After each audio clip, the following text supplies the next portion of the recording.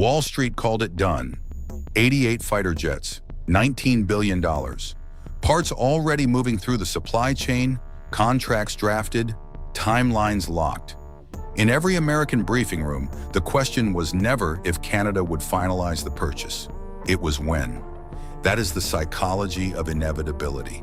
It does not need to convince you. It only needs you to stop asking questions. And then, silence. No press conference. No ultimatum.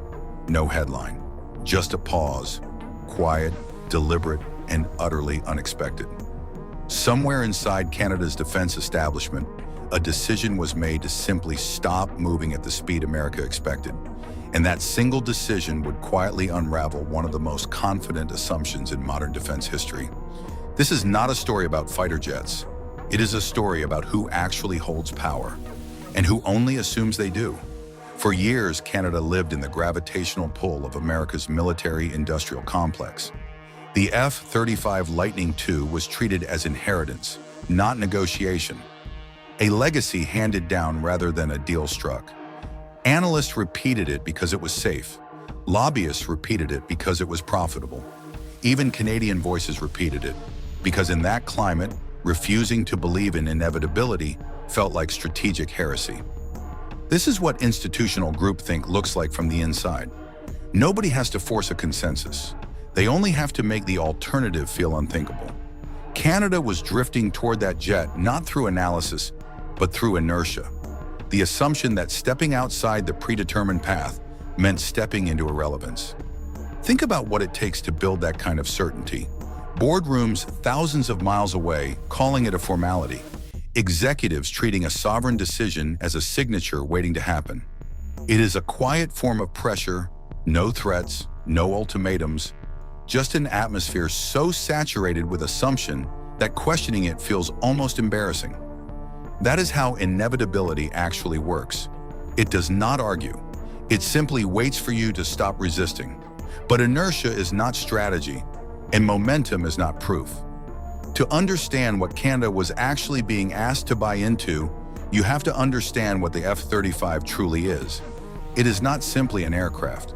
It is a cognitive and operational architecture, engineered around a single obsession, invisibility. But its real grip on allied nations is not that it hides.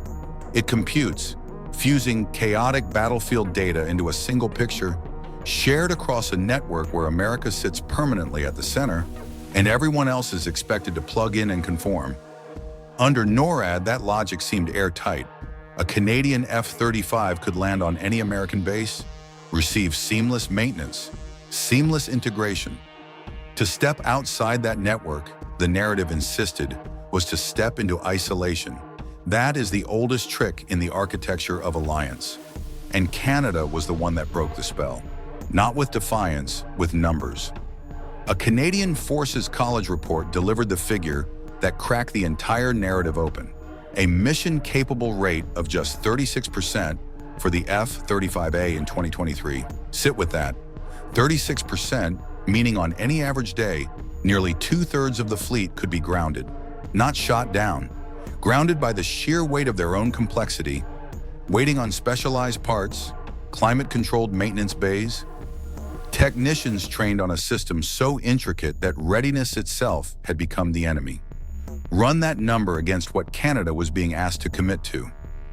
88 jets at a 36% readiness rate means fewer than 32 aircraft actually available on any given day to defend the second largest landmass on the planet. The rest, sitting idle, costing the taxpayer everything, defending nothing. A fleet is not a deterrent if it cannot fly. A fifth-generation node in an American network means nothing if the node is permanently offline. That was the moment Canada's threat perception shifted. The danger was no longer a hostile aircraft crossing into northern airspace. It was hollowing out an entire air force around a platform Canada might not be able to afford to fly. Here is the leverage nobody in America's briefing rooms accounted for. Of the 88 jets, only 16 were contractually binding. 72 remained uncommitted. Real, tangible room to maneuver. And Canada used it. The pressure came the way it always does. Not open confrontation, but friction. Orchestrated headlines, leaked memos, anonymous quotes, carefully placed, designed to make the outcome feel permanently settled before it actually was. Canada did not take the bait. It moved with strategic patience, calculated, unhurried, refusing to let another nation's industrial certainty substitute for its own sovereign judgment. That refusal reopened a door American planners assumed was welded shut, and through it walked the Saab Gripen E, a jet that had finished a close second in Canada's original competition, then was quietly filed away and forgotten. Here is the first layer of Canada's counter-strategy: doctrine over dazzle. The F-35 is built on invisibility, a philosophy of hiding from the fight. The Gripen is built on a world-class electronic warfare suite designed to jam, confuse, and blind enemy sensors before they lock on. It does not vanish from the threat, it confronts it. The second layer, human readiness. The Gripen can be rearmed and refueled in as little as 10 minutes in an air-to-air configuration. A documented operational reality, not a marketing claim. One aircraft, cycling faster, generating more sorties than a hangar of grounded competitors. For the crews who operate these machines, that is the difference between a tool that respects their time and one that buries them. This matters more than it sounds. Readiness is not an abstract statistic sitting in a defense ministry spreadsheet. It is lived every single day by ground crews working through exhaustion and pilots trying to log enough hours to stay sharp. A jet with a 36% mission-capable rate does not just sit idle, it quietly erodes morale, training tempo, and confidence one grounded aircraft at a time. A jet that can turn around in 10 minutes gives those same people something rare in modern defense procurement. A system that actually works as promised, day after day, without demanding heroics just to keep it in the air. The third layer, the masterstroke, was industrial. Saab offered final assembly on Canadian soil, domestic maintenance infrastructure, and long-term partnerships with Canadian firms. An estimated 6,000 high-quality, long-term jobs spread across the country, not flown in from elsewhere. At the exact moment American tariff threats were reminding Canada how quickly interdependence can curdle into exposure, this was not a transaction. It was a sovereign industrial proposal. For decades, globalization treated workers as a rounding error. 6,000 stable livelihoods is a statement about whose hands build the nation's defense. A country cannot sustain a strong defense posture while hollowing out its own economic core. And Canada understood that before it signed anything. Here is the contrast laid bare. America moved with assumption, arrogant, chaotic, certain the outcome was already written. Canada moved with architecture, quiet, disciplined, unhurried, even under a spotlight built to make it panic. Canada answered the only question that actually mattered. What does a sovereign air force need? Not a theoretical node in someone else's network, permanently offline. A force that can fly, train, and sustain itself without bankrupting the country it protects. The ripple effects move fast. A deal the industry called permanently settled was pried back, opened by a middle power that simply refused to be rushed. Other nations watching took notice. Canada's pause became a quiet case study that asking hard questions of a dominant ally is not betrayal, it is due diligence. Consider what the case study actually teaches.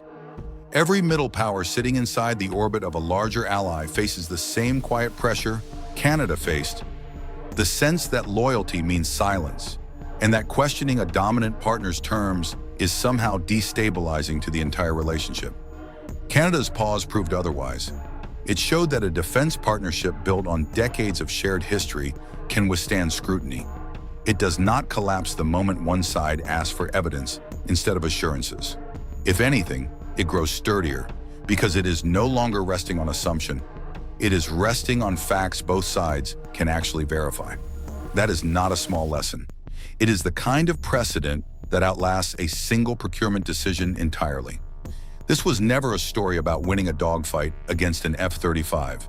It was about a nation discovering a structural risk buried inside its own assumptions and finding the resolve to correct it at the exact moment its leverage mattered most. Because that is what this really comes down to. Do you let someone else's certainty write your future, Or do you insist on writing it yourself? Canada recalculated, quietly without spectacle.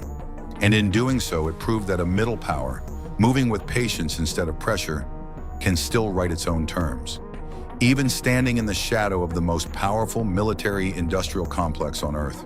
What do you think about all this? Tell us in the comments below. See you in the next one.